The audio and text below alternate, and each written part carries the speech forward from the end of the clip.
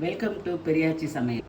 இன்னையோட சமையல் வந்துட்டு மட்டன் சாப்ஸ் செய்யறதுக்கு தேவையான பொருட்கள் வந்து மஞ்சத்தூள் 1 ஸ்பூனு, குழம்பு மிளகாத்தூள் ஒரு 2 ஸ்பூனு, மட்டன் மசாலா 1 ஸ்பூனு, இஞ்சி பூண்டு பேஸ்ட்டு 1 ஸ்பூனு, தேவையான அளவு உப்பு, ஒரு 2 ஸ்பூன் தயிர் போடணும். இது எல்லாத்தையும் போட்டு மிக்ஸ் பண்ணுறதை உங்களுக்கு காட்டுறேன். நான்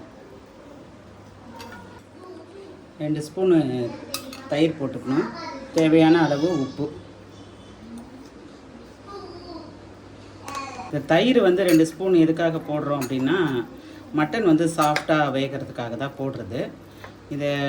இந்த பேஸ்ட்டில் இந்த மட்டன் சாப்ஸை போட்டு நம்ம நல்லா பிசைஞ்சு ஒரு 10 நிமிஷம் ஊற வைக்கணும். குக்கரில் எடுத்து போட்டு இது தண்ணி எதுவும் ஊற்ற வேணாம். இது சிம்லேயே வந்து இது கறியிலேருந்து தண்ணி விடும். அதனால் சிம்லேயே வச்சு ஒரு 3 விசில். உங்கள் குக்கரில் எத்தனை விசில் வச்சா உங்களுக்கு மட்டன் வேகணும், அதுக்குன்னு ரொம்ப விசில் வைக்காதீங்க. தண்ணி ஊற்றாதனால அடி பிடிச்சிரும். மறுபடியும் நம்ம எண்ணெயில் பொரிக்கிறதுனால கொஞ்சம் வேகிறது கம்மியாக இருந்தால் கூட பரவாயில்ல.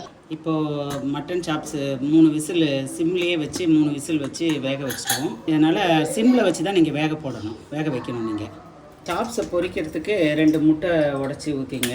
நீங்கள் எவ்வளோ சாப்ஸ் வாங்குறீங்களோ அதுக்கேற்ற மாதிரி முட்டையை எடுத்துக்கோங்க. 1 ஸ்பூன் அளவு பெப்பர் தூள், முட்டை பொரிக்கிற அளவுக்கு உப்பு. மட்டன் வேக வைக்கும் போதே நான் அதுக்கு தேவையான மஞ்சத்தூள் போட்டுட்டோம். இருந்தாலும் இந்த முட்டைக்காக போடணும். அதனால் கொஞ்சோண்டு ஒரு பிஞ்சு போட்டுட்டு இதை நல்லா கலந்துக்கணும்.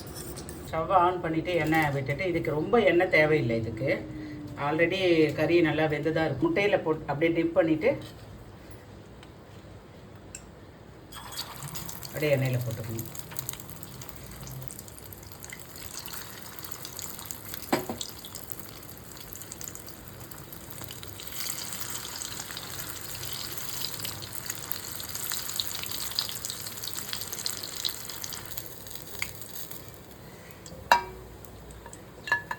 மட்டன் சாப்ஸ் ரெடி ஆகிடுச்சு.